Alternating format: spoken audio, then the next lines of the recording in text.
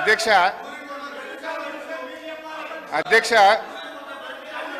Please అధ్యక్ష 2023-24లో excise ద్వారా ఈ రాష్ట్రానికి ప్రతిపాదించిన బడ్జెట్ ఆదాయం 19,884 కోట్లు.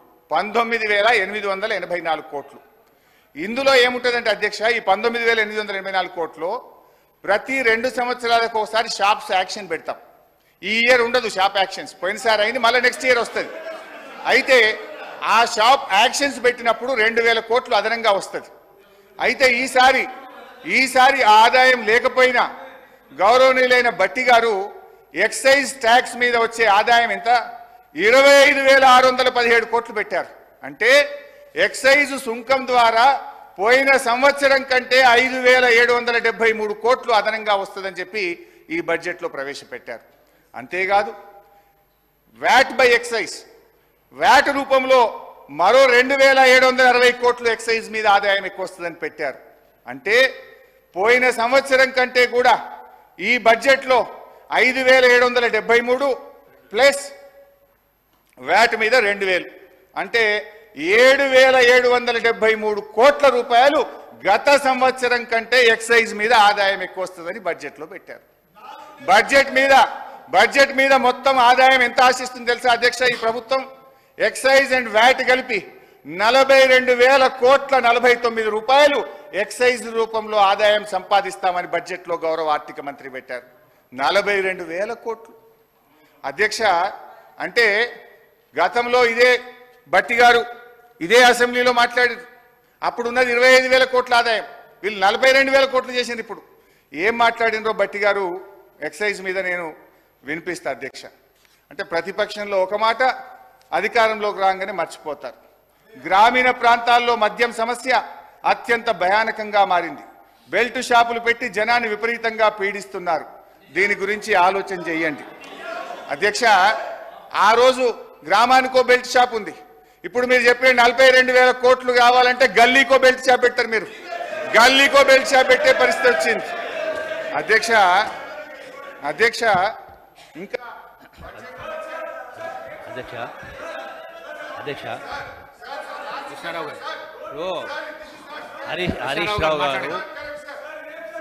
హరీష్ రావు గారు అధ్యక్ష చెప్పిన దానిలో వాస్తవికత ఎంత ఆలోచన చేసిన అధ్యక్ష.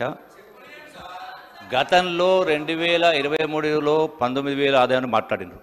వాస్తవంగా ఆ లెక్కకు వస్తే 2014లో కేవలం 10,000 కోట్ల రూపాయలు ఉంటే ఎక్సైజ్ ఆదాయం. చివరి సంవత్సరం 2023-24 చూస్తే అధ్యక్ష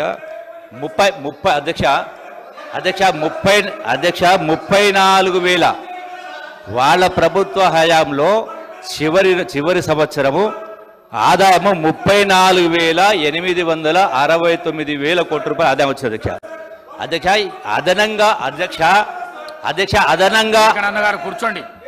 అదనంగా చూపించిన ఆదాయం అయితే ఉంది అధ్యక్ష. ఇది రేట్లు పెంచు కాదు అధ్యక్ష. పిల్ఫరేజెస్ టెక్నాలజీ యూజ్ చేసి అక్రమంగా కావచ్చు, అక్రమంగా ఇక్కడి నుంచి ఇతర రాష్ట్రాలకు వచ్చి ఇక్కడ రావడం కాదు, వచ్చేటువంటి దానిలో టెక్నాలజీని యూజ్ చేసి పిల్ఫరేజ్ తగ్గించి రాష్ట్ర ఆదాయం పెంచు అధ్యక్ష. రేట్లు పెంచు, బెల్ట్ షాపులు పెంచు కాదు అధ్యక్ష. ఈ వాస్తవాన్ని గ్రహించాలని కోరుతా ఉన్నా అధ్యక్ష. సార్ గౌరవ స్పీకర్ గారు ఒక్క సబ్మిషన్ సార్. హరీష్ రావు గారు మీరేమన్నారు? సబ్జెక్ట్ వచ్చినప్పుడు ఆ కన్సల్ట్ మినిస్టర్ మాట్లాడడానికి అవకాశం ఉన్నది. మీ లెక్కల ప్రకారము వారిచ్చే సమాధానాన్ని మీరు కూడా వినాలి. వివేకానంద గారు మీరు సభా సమయాన్ని వృధా చేయొద్దు ప్లీజ్. అంత జోష్కు రాకండి మీరు ప్లీజ్. హరీష్ రావు గారు sir. Speaker sir, LA minister గారు ఉన్నారు, అనుభవజ్ఞులైన ఉప ముఖ్యమంత్రి గారు ఉన్నారు. సార్ ఇది బడ్జెట్ మీద చర్చ.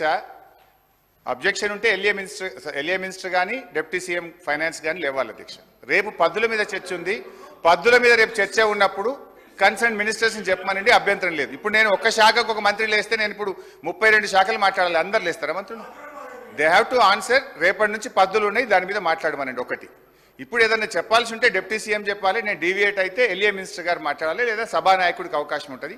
దయచేసి మినిస్టర్స్ నుంచి ఇంటరప్షన్ లేకుండా చూడండి. అయితే గౌరవనీయులు మన జూపల్లి కృష్ణారావు గారు ఎక్సైజ్ మంత్రి గారు వాస్తవాలు ఒప్పుకున్నందుకు వారికి ధన్యవాదాలు. 7,000 కోట్లు పెంచుతున్నాం. ఈసారి ఎక్సైజ్ మీద 42,000 కోట్ల ఆదాయాన్ని మేము గల్లీకో బెల్ట్ షాపు పెట్టి ప్రజల రక్త మాంసాలు పీల్చి పిప్పి చేసి వసూలు చేస్తామని ఆయన హరీష్ రావు గారు, డిప్యూటీ సీఎం గారు, డిప్యూటీ సీఎం గారు, అధ్యక్ష ఆగండి. డిప్యూటీ సీఎం గారు, అధ్యక్ష హరీష్ రావు గారు ఇంతకుముందు లెజిస్లేటివ్ అఫైర్స్ మంత్రిగా కూడా చేశారు, ఫైనాన్స్ మినిస్టర్గా కూడా చేశారు. ఉండమ్మా.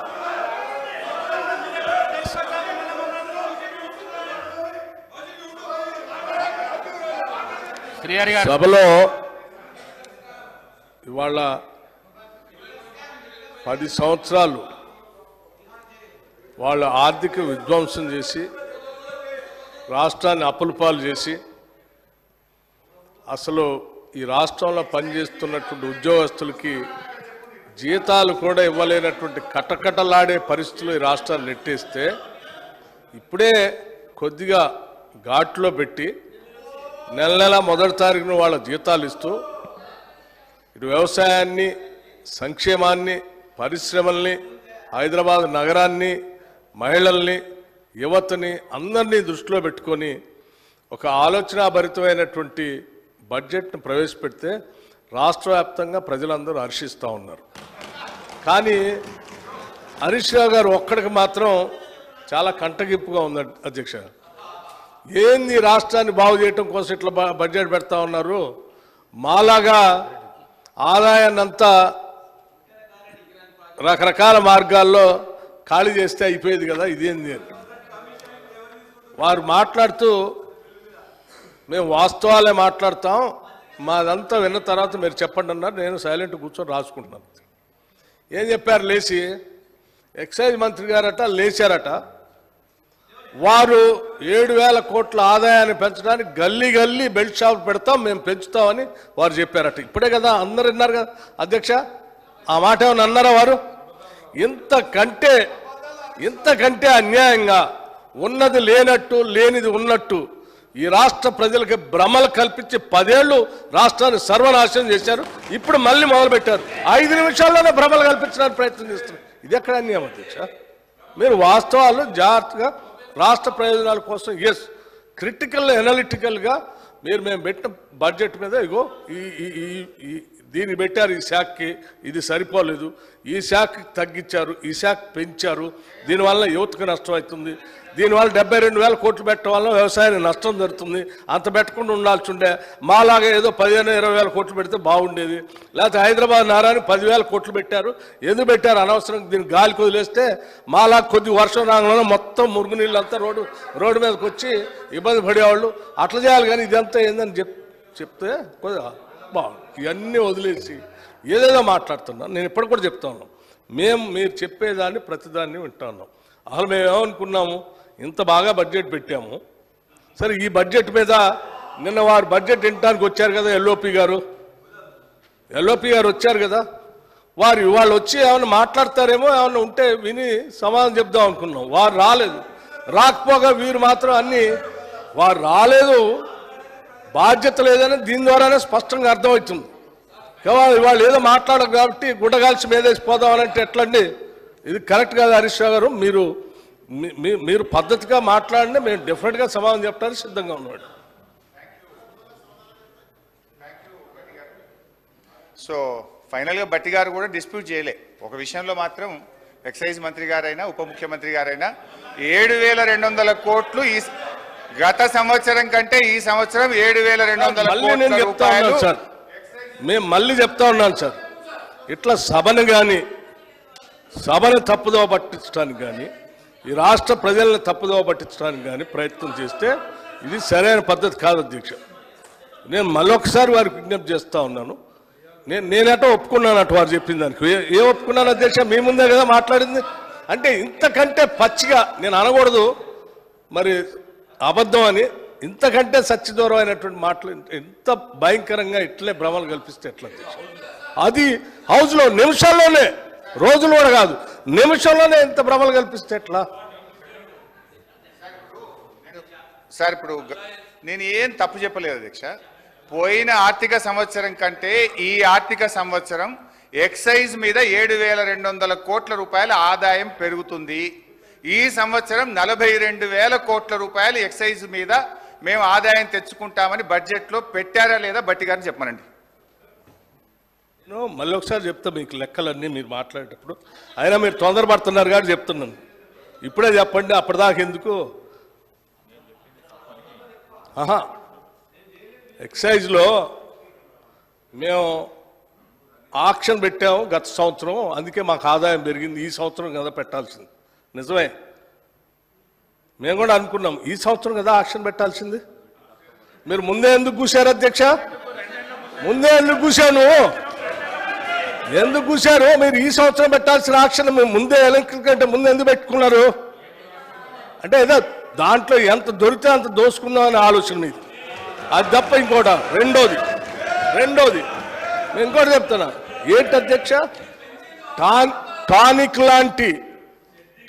లాంటి షాప్స్ దుకాణాలు పెట్టి ఆక్షన్ ద్వారా స్పష్టంగా ప్రభుత్వానికి రావాల్సిన ఆదాయాన్ని ప్రభుత్వానికి రానియకుండా సంబంధం లేకుండా అడ్డగోలుగా మీరు లైసెన్సులు ఇచ్చి టానిక్ లాంటివి పెట్టి ప్రభుత్వానికి రావాల్సిన ఆదాయాన్ని కొద్దిమంది కుటుంబాల చేతుల్లో బయటట్టు చేశారు అటువంటి దాన్ని మేము పోనీయం ఆ ఆదాయం అంతా రాష్ట్రానికి వచ్చేటట్టే చేస్తాం అటువంటి వ్యక్తుల చేతుల్లోకి రాష్ట్ర ఖజానాన్ని పోనీయకుండా మేము జాగ్రత్త కాపాడుతాం ఆ లెక్కలు కూడా చెప్తాను మీరు తొందరపడుతున్నారు కాబట్టి ముందే చెప్పాను ఇంకా ఉంది దాని గురించి అన్ని చెప్తాను మీరు విన్నారు ఈ సభను వింటున్న ప్రజలు చూస్తున్న ప్రజలు కూడా విన్నారు నేను చెప్పిన 42,000 కోట్లు ఎక్సైజ్ మీద ఆదాయం పెంచుకుంటున్నారు గత సంవత్సరం కంటే 7,200 కోట్లు పెంచుతున్నారు అనే దాన్ని డిస్ప్యూట్ చేయలేదు నేను చెప్పింది నిజం అయితే వారు కొన్ని స్వీపింగ్ రిమార్క్స్ చేసినారు మేము ఏదైనా తప్పు చేస్తే మీరు ప్రభుత్వంలో ఉన్నారు ఎంక్వైరీ వేయండి చర్యలు తీసుకోండి వీఆర్ ఎట్ లిబర్టీ కానీ బాధ కలిగే అంశం ఏంటంటే గౌరవనీయులైనటువంటి మన సభానాయకులు సభలో లేరు గతంలో మా మీద ఆరోపణలు చేశారు తెలంగాణ బెల్ట్ షాపులు తెలంగాణ అయిందని బొందలగడ్డ తెలంగాణ అయిందని వీళ్ళు మాట్లాడారు మరి ఇప్పుడు మీరు మద్యాన్ని నియంత్రించి బెల్ట్ షాపులు ఎత్తేస్తామని మీ ఎన్నికల మేనిఫెస్టోలో చెప్పారు నిజంగా మద్యాన్ని నియంత్రిస్తే బెల్ట్ షాపులు ఎత్తేస్తే ఆదాయం 42,000 కోట్లు ఎట్లొస్తుంది అంటే మీరు బెల్ట్ షాపులు ఎత్తేస్తారా గల్లీకి ఒక బెల్ట్ షాప్ పెడతారా లేదు ఏ రకంగా ఆదాయం తెస్తారో గౌరవనీయులు ఆర్థిక మంత్రి గారు సమాధానం చెప్పేటప్పుడు చెప్పమనండి నేనేమంటున్నా అంటే మీరు ఆదాయం పెరుగుతుంది అన్నారు ఆ 7,000 కోట్ల రూపాయల ఆదాయం ఎట్లా పెరుగుతుందని ప్రభుత్వం భావిస్తున్నది ఏ రూపంలో పెంచుకుంటారో మీ సమాధానంలో చెప్పండి నేను బడ్జెట్లో చూశాను అధ్యక్ష బడ్జెట్లో ఒక 2 విషయాలు చెప్పారు బీర్ల మీద ఆదాయం 2,760 కోట్లు పోయిన సంవత్సరం బీర్ల మీద ఆదాయం వస్తే ఈ సంవత్సరం బీర్ల మీద 3,500 కోట్ల ఆదాయం వస్తుంది అన్నారు అంటే బీర్ ధర పెంచుతారా ఎట్లా వస్తుందో చెప్పండి రెండవది చీప్ లిక్కరు విస్కీల మీద గత సంవత్సరం 11,000 కోట్లు వచ్చింది ఈ సంవత్సరం 15,500 కోట్లు వస్తుందని స్పష్టంగా బడ్జెట్లో పెట్టారు అంటే చీప్ లిక్కరు విస్కీల ధర పెంచి ప్రజల మీద భారం వేస్తారా ఎట్లొస్తుందో సమాధానం చెప్పండి స్ట్రైట్గా అడుగుతున్నాను సో మొత్తంగా ఈ ఎక్సైజ్ ఆదాయాన్ని దయచేసి ప్రజలను ఈ తెలంగాణను బొందలగడ్డ తెలంగాణ చేయకండి బెల్ట్ షాపులు ఎత్తేయండి ఈ ఆదాయాన్ని ఇంకో రూపంలో ప్రయత్నం చేయండి కానీ ఎక్సైజ్ ఆదాయాన్ని పెంచి పేదలకు ప్రజల మీద భారం వేయొద్దు మద్యాన్ని ప్రోత్సహించొద్దని మీ ద్వారా ప్రభుత్వానికి విజ్ఞప్తి చేస్తున్నా అధ్యక్ష